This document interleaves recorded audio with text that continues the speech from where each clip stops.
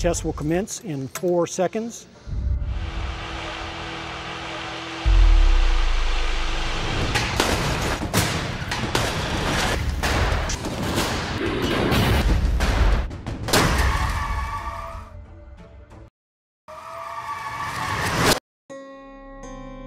Antigamente, e por incrível que pareça, acreditava-se que um acidente de carro era melhor que você, assim como o resto dos ocupantes do veículo, saíssem voando ao invés de ficarem presos ou segurados por algum tipo de dispositivo feito para esse propósito.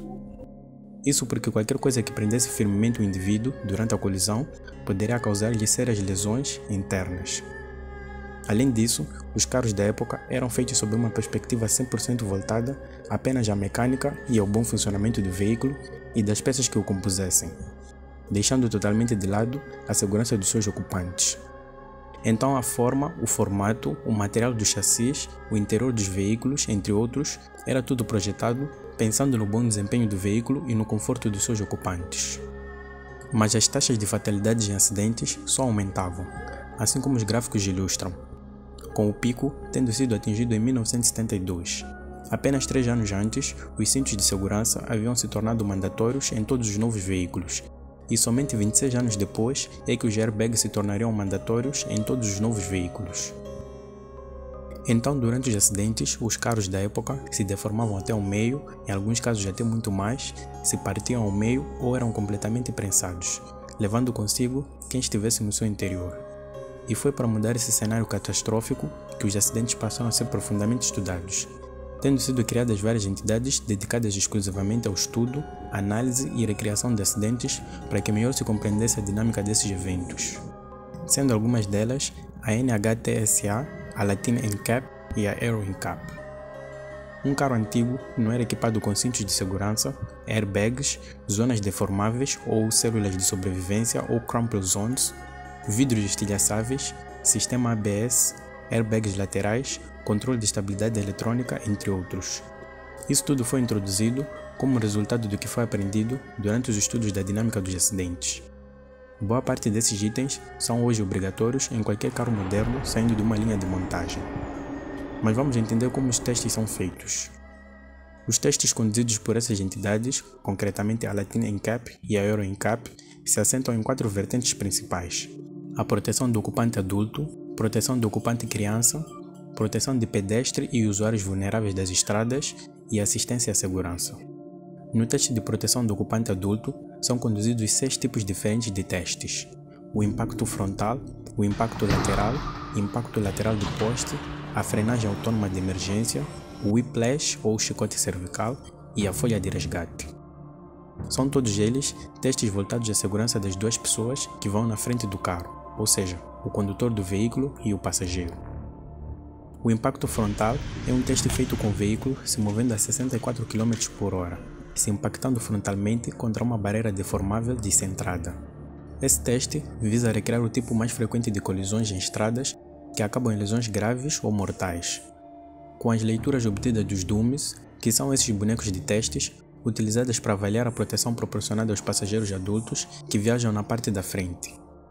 O impacto pretende recriar a colisão entre 2 veículos de massa similar, em que cada um se move a 55 km/h.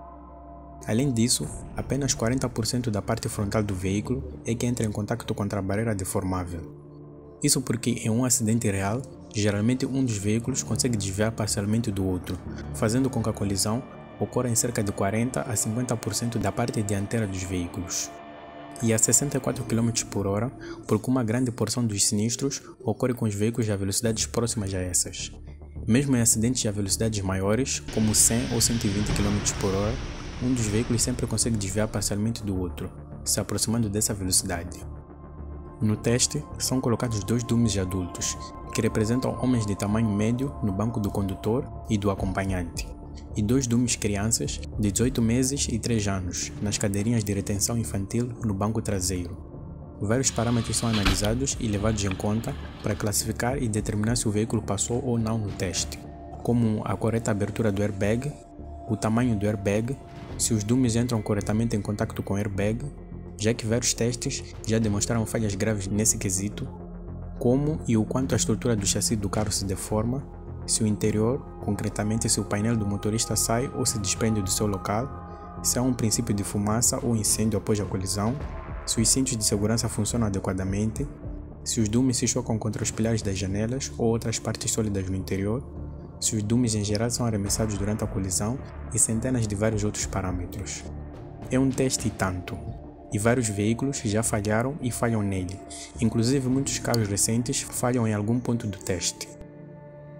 Seja porque o carro deformou muito, ao ponto de colocar em risco algum dos ocupantes, ou por outros motivos, como falha em algum sistema de segurança. O outro teste é o teste de impacto lateral. Neste teste, uma barreira deformável montada em um carrinho é impulsionada a 50 km por hora, até impactar contra o veículo de teste parado num ângulo reto. No interior do veículo é colocado um dummy de impacto lateral, que representa um homem de tamanho médio no banco do condutor ou do acompanhante, e 2 dummies crianças nas cadeirinhas de retenção infantil no banco traseiro. Esse teste visa estudar os efeitos dos impactos laterais, que são a segunda causa mais importante de mortes e lesões graves em comparação com os impactos frontais. Existe muito pouco espaço no interior do veículo para absorver essa energia lateral, e como consequência, as lesões graves da cabeça e do tórax são comuns.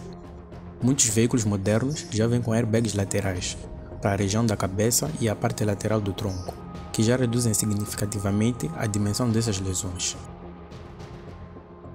O terceiro teste é o teste de impacto lateral do poste. Neste teste, o veículo é lançado lateralmente a 29 km por hora em direção a um poste rígido e estreito. O veículo é posicionado em um ângulo reto na direção do movimento ou em um pequeno ângulo longe da perpendicular. Um dummy masculino, de tamanho médio, de impacto lateral, é colocado no banco do condutor ou do passageiro. Esses acidentes são graves e a frequência de mortes ou lesões graves é muito elevada. Trata-se de um teste muito severo, que testa a capacidade do veículo de proteger a cabeça do motorista e passageiro em impactos laterais. Como a carga no veículo é altamente concentrada, a deformação pode ser bastante pronunciada, e o mastro pode penetrar profundamente no compartimento dos passageiros, causando lesões graves ou morte. Os airbags de proteção, como os airbags de cortina e do tórax, se tornaram uma solução comum, mas seu design e implementação devem ser muito precisos para garantir o desempenho efetivo. Há também o teste de frenagem autônoma de emergência, em que testa-se os sistemas A e B, ou Autonomous Emergency Braking, que usa um radar voltado para frente, câmeras ou sensores ópticos ou uma combinação destes, para detectar rápida e adequadamente veículos, pedestres ou outros obstáculos em potencial.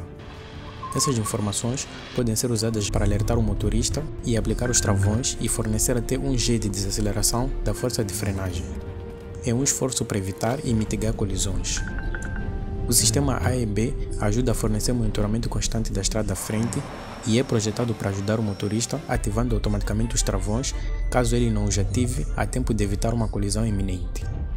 Quando o sistema é muito bem projetado e funciona corretamente, ele realmente evita atropelamentos fatais e potenciais colisões com outros obstáculos. Também é feito o teste do assento, concretamente dos encostos e apoios de cabeça, num teste conhecido como Whiplash, ou chicote cervical. Um teste que visa analisar, estudar e mitigar as lesões causadas na coluna e no pescoço em situações de brusca aceleração, como as que acontecem em colisões traseiras ao veículo.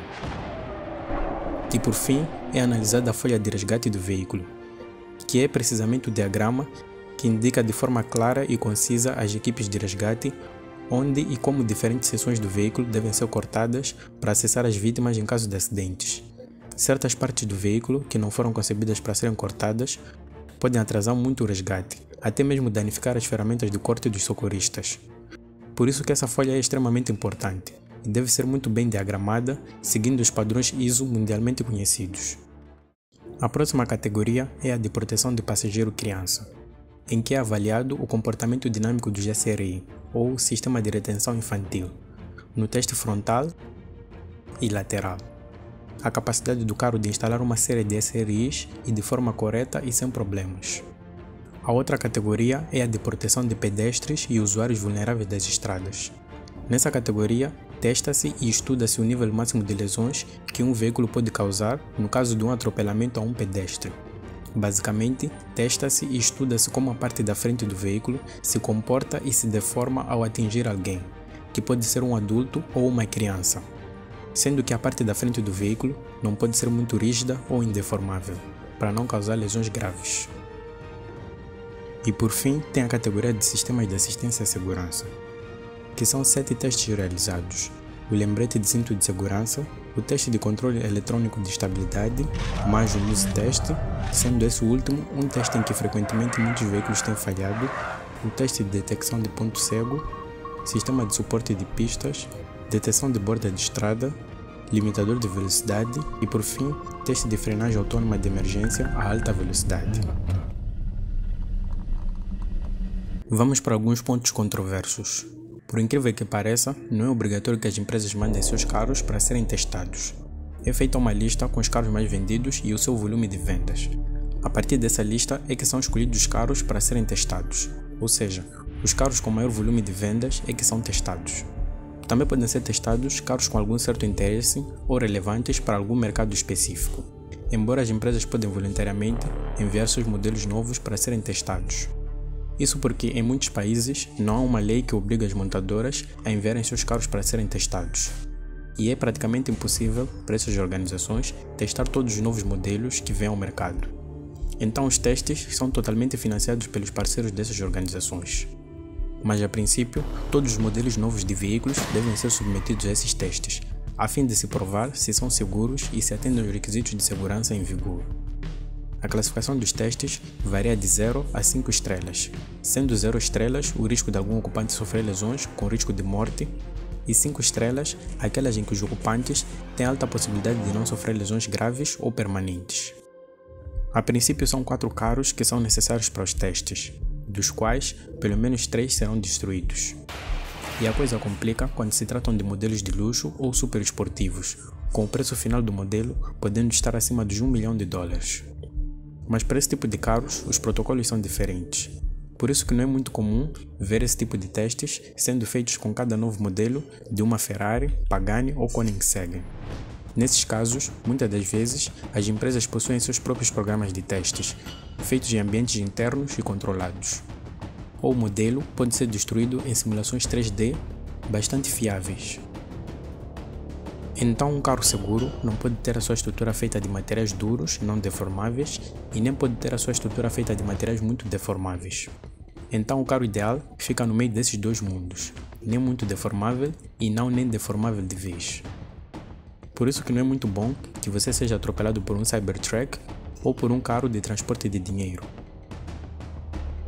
O airbag não substitui o cinto de segurança, assim como o cinto de segurança não substitui o airbag. É necessário um trabalho conjunto de ambos para que se reduzam as chances de ocorrência de lesões graves ou fatalidades em casos de acidentes. Usar o cinto de segurança ajuda a manter-te seguro e seguro dentro do carro, enquanto que não colocar o cinto de segurança pode resultar na ejeção do veículo em caso de acidente, o que frequentemente resulta em fatalidades. Os airbags não são suficientes para manter-nos a salvo. Na verdade, a força de um airbag pode causar sérias lesões e até mesmo morte, caso você não esteja usando um cinto de segurança. Mas mesmo com todas essas medidas de segurança empregue nos carros, como uma estrutura preparada para deformar enquanto absorve a energia do impacto, cintos de segurança, airbag entre outros, um carro moderno ainda pode falhar miseravelmente e deixar os seus ocupantes totalmente desprotegidos em caso de um acidente. Caso esse acidente aconteça contra a traseira de um caminhão. Isso porque o carro pode acabar entrando por baixo do caminhão, colapsando a cabine de passageiros. Por isso que os caminhões têm essa estrutura na traseira e nas laterais, para impedir esse tipo de evento.